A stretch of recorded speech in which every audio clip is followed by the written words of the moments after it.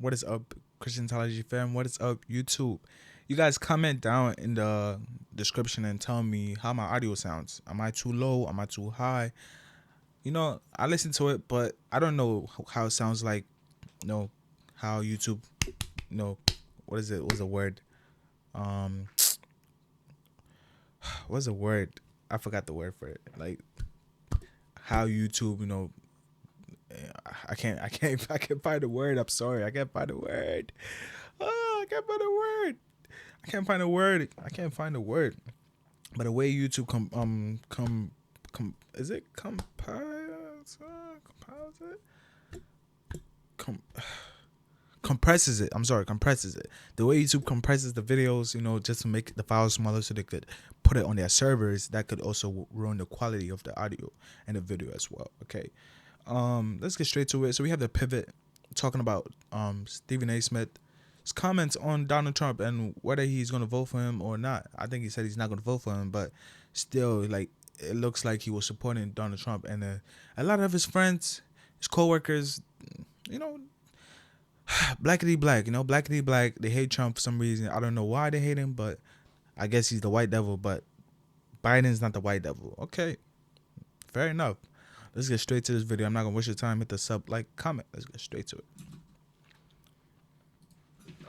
Big Bro is sort of dabbling in politics now. He's mentioned he wanted to debate former President Donald Trump. And recently, he sort of came under fire for saying or agreeing with Donald Trump that black people are starting to relate to him because they feel like he's being discriminated against by the criminal justice system, NAACP, and just all sorts of other people of our community felt some type of way about that. And he had a ton of backlash for it. And recently he apologized for it.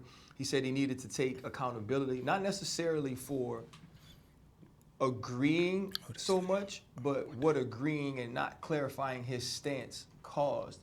When you think about the voice Stephen A. has, how do you feel about the fallout from what he said? When you get a voice and you get a platform like we have, what do you really want to speak on? What do you want to be involved with? Athletes talking about politics and different people talking about politics. And that's the thing, I have to navigate that as well.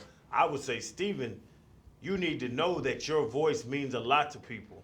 And whatever you say, you need to clarify it. Anything, if you're ESPN or if you're on any kind of TV station, there are people watching. I really do stay out of politics. But I did watch Donald Trump. I did watch why he's on trial for. I did watch that. So I would want everybody individually to navigate that and don't just say, oh, he's supporting him, he's supporting that. Listen to the information. I think a lot of people just jump on the side, and my thing is I listen to the information and see how I feel about the politics, how I feel about the candidates, see how I feel about that, but don't just say, oh, he said that, I'm with him, because you can line up with people in different situations, but you don't have to line up with everybody's opinion, so you gotta get all the information, educate yourself, and see how you feel about that. Politicians aren't necessarily the most truthful human beings on the planet. If you want to win something, they got all these different pitches.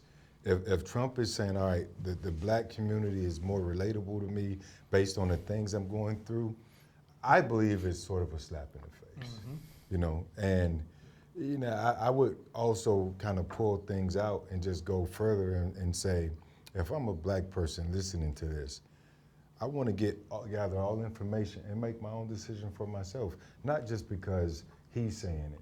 But a lot of times you can't separate celebrity from truth.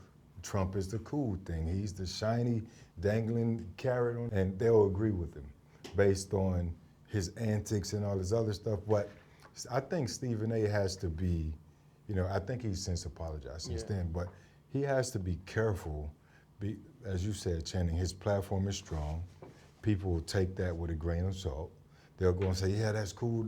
Trump's my homie. Trump's in the hood. He's doing this. He's giving money, the stimulus, and this and that. But when you undercover all that stuff, and look what's the root of it all, then you'll be able to find your answer. As much as you try and fight for your community, you have to understand that your influence is so strong and you can really direct people down the wrong path just simply by. What are these talking about, bro? How is Trump the wrong path? Like, It's either Trump or Biden, man. So you gotta use your common sense. Who is supporting black people? Trump or Biden? Trump obviously supporting black people. Biden's not supporting black people. Biden's supporting Mexicans, illegal immigrants coming from China, all these other countries. He's supporting them with safe havens in democratic cities. How is that going to help us? Especially when a lot of black people are uneducated. They don't have the best jobs. They're still working on minimum wage. And these people are coming to take minimum wage from them. So how are they going to feed their family? They're going to have to go back to school, get a better education to be able to level up. And most people are not willing to do that. Most people are comfortable where they're at. So if they're comfortable by minimum wage, they're comfortable by minimum wage. And these people are coming to take minimum wage from them. Especially if they are American citizens and non-American citizens are taking their jobs. That's my issue about it. No, my little gripe. By saying I hate this guy or I like this guy, people are going to decide based on their bias towards said celebrity. I respect Stephen A. and the platform that he's built, but I respectfully disagree with him here. First off, let's talk about the simple statement that black people can relate to former President Donald Trump based on discrimination by the judicial system. He's not being discriminated against. Nope. What Donald Trump did was make bad decisions, and because of those bad decisions, he's now been investigated, he's now been accused, alleged, and then now prosecuted. The one thing that black people can't relate to is having these run-ins with the law and being the president of the United States of America. We couldn't be the president of the 4-H. But which average person is ever going to be the president of the USA? Which average person is going to be the president of America? Not everybody's going to be a president, bro. So obviously he's one of one. It's one of one. It's one of one. It's one of them. We've only had one black president. So we can't relate to that. Obviously, as a president being prosecuted by the judicial system, we can't relate to that, obviously, because we've never been presidents. We've never been presidents. So we can't relate to that, of course. But he's talking about other things. He's talking about how a state is the liberal side is allowing a black woman to attack a white man because of some prejudice, some hatred. Oh, now I could get this white man for all he's got. Why does a state need $300 plus million from one man? For what reason? For what reason? For what reason? Are they going to take the money and go give to Ukraine or what? Or Israel? Like, what are we doing? What are you doing with $300 million? What are you doing? That's the issue. What are you doing with $300 million? If it was like $50 or $100 million, I don't think people would be overreactive. But $300 million that was brought down to like $175 million, something like that, is still bad. $175 million is a freaking quarterback contract, right? Or high NBA players contract. That's an NBA contract right there. $175 million. That's a lot of money. That's a lot of money, boy. Club. If we had this many run-ins with the law, we couldn't be the president of our own HOA. And so I think that's one thing that we need to get out and be very clear on. Also, when you agree with this, you're allowing him to break us down to the lowest common denominator.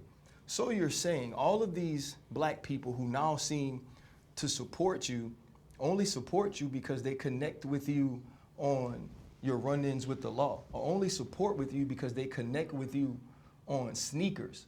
So why can't we connect on diversity, equity, and inclusion? Why can't we connect on better medical care? Why can't we connect on focusing on the mortality rate? Why the hell do you want to connect with DEI? DEI doesn't help black people. I hope people know this, right? It actually makes fun of you. It's like you need to be given this piggyback ride to higher education or higher levels in life. That's DEI. I was like diversity, inclusion, and what? What is it? Diversity, DI, diversity, inclusion, or something like that, or whatever it is. I don't freaking know. whatever he said. That's what he's talking about. Diversity and inclusion or whatever. What is it? DEI? Only support with you because they connect with you on Okay. sneakers. So Diversity, why can't we inclusion, and connect on equity, right? diversity, equity, and inclusion? Okay, diversity, equity, inclusion. Okay, that's DI. Better schooling in the minority communities. So you mean to tell me you think so low of us that we can only connect with you because you've been indicted? We can only connect with you because you made ugly gold tennis shoes? And I think that's so insulting to even allege that that could be true. And let's really be clear. Nothing about Donald Trump's existence is black. Donald Trump can't speak to the black existence. He can't speak to the historical prejudice and discrimination that black people have faced. Donald Trump has never had to get that talk from his mom.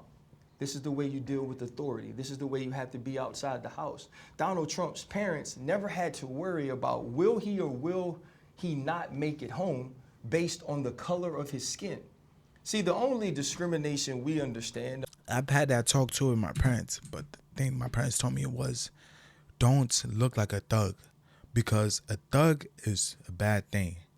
Don't look like a thug. Don't have your pants on the bare floor. Don't have your hair a certain way. Don't have these type of tattoos. Don't talk a certain way. Don't act a certain way. Don't do this type of drugs, because it paints a picture of you being a thug, and which in society it's a negative thing, which it's understandable. Thugs do not bring anything good to the table. So that's why my parents told me that. They told me that to protect me, because if you want to act like a thug, the only things that thugs get is jail or death. And my parents were trying to protect me from those two things as best as they can. That's why they had me. That's why they told me about these certain things. And I think every parent should talk to their kids about this, because this only affects black people, because black people are the only ones that want to be thugs, right? So this is a black thing. It's a black thing. That's why black parents talk to their kids about this type of things. Yes, some black parents talk about racism and all that nonsense, but the thing is, if you're not a thug and you're a like a school attending person, you're a good person in society, you have a job, whatever you do, you have a good career. You're not selling drugs to the community. You're not gangbanging. You're not killing people. You're not doing all this nonsense. Then I don't think white people are going to look at you a certain way. Yes, obviously there's always going to be a bad person. There's always going to be a bad person, from black or white. It doesn't matter. But if you act as this certain way in society, and you're a good person in society, society is going to treat you like a good person. That's how my parents inferred that information to me. That's how they told me about that situation. It wasn't like racism or whatever. They just said, don't be a thug. If you be a thug, you're going to be targeted by the police, because thugs are bad people. If you don't want to be targeted as a bad person, don't be a thug. Be a good citizen of America. Be a good person. That's what they told me. That's what they told me. And at this age, I understand everything now, because if you put yourself in that basket, you're going to be treated as a person who is in that basket.